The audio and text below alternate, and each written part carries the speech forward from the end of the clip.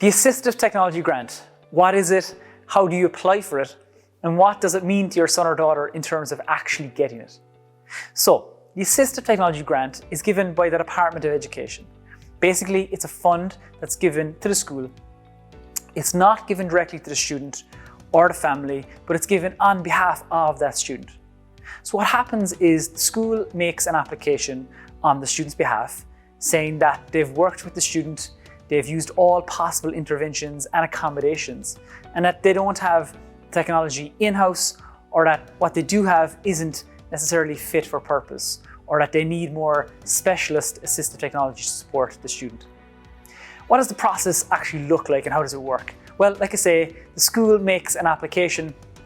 You as a parent need to fill in part of that application. There's a 3-page application. It's relatively short, but the school does need to get 3 quotes in terms of assistive technology or whatever they're applying for. You as the parent fill in a block. You also need to sign that document. So it's really important that you see the application and what's being applied for fits the needs of your child.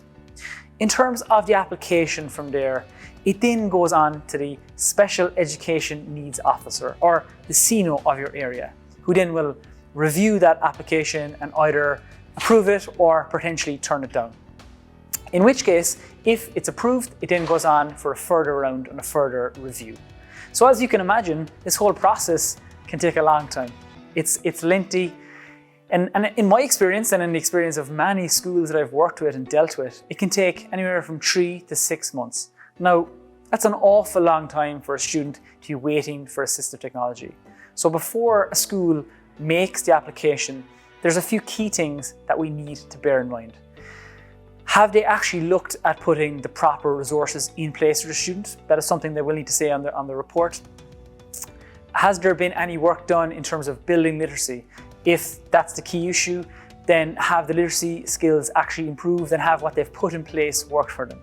Under the department's circular, or basically their set of rules, the students can be given the opportunity to bring in their own technology, or potentially the family can fund the technology that's needed. And this is often something that I find is overlooked or not necessarily looked into enough. This is literally something that is written into the Department of Education's rules in terms of assistive technology. It's under a particular circular which was brought out in 2013. So what I've done here is I've put a few notes below just to help you in terms of getting this application filled out so that you can refer to the exact information to make sure you're on point. I do think it's important that, if you're making this application for assistive technology, you as a parent, you're well informed and you understand the process, you understand how long it can take. Another thing I really want to just talk about here is the Assistive Technology Grant is not necessarily a given. Just because you were given a recommendation from an educational psychologist or an occupational therapist, it does not mean that your son or daughter has an entitlement to assistive technology or technology in general. They may well be allowed to use it in the classroom, but that's not to say that they definitely will be guaranteed to get the grant. And I think that's something that it's a mishap I see all the time happening. So I think it's important, again, as a parent, you understand that. There's a lot of other things that are at play here. When we make the application, when it's filled out, the filling out of the application at the moment in its current format, it needs to be written in a certain manner, so the technology needs to be seen as essential. The technology needs to be seen as a full-time requirement for the student to engage with the curriculum.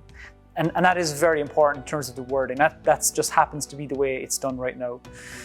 It has to be constantly used, like I say, on a day-to-day basis, and it's not just ad hoc in its use. So when you see the application form, I would advise that, like I say, you give it a quick read, that you make sure it's fit for purpose and the school have written it in that manner.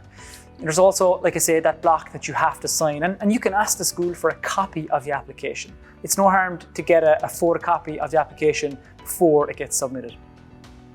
Again, one very important point here is that the assistive technology and reasonable accommodations for exams are different. There's no connection. So if you make the application, your son or daughter doesn't get assistive technology, they still can apply for reasonable accommodations in state exams. And I have to harp on that point. That's really important. I see it happening all the time, that they're seen as a connection between both of these, and of course there isn't. So just because you didn't get the grant doesn't mean that you won't get to use technology in a state exam. So I hope this video has helped you in terms of understanding what assistive technology grant is all about, how you can apply. And again, think about this as a parent. Do you want to go down that road? Is it going to give you access to the right technology, the technology that's fit for your son or daughter? And would you be better served potentially using technology that you as a family have access to, or possibly could fund on a personal level? So again, hopefully there's a few takeaways here in this video, and the information that we have below will help you in making the application.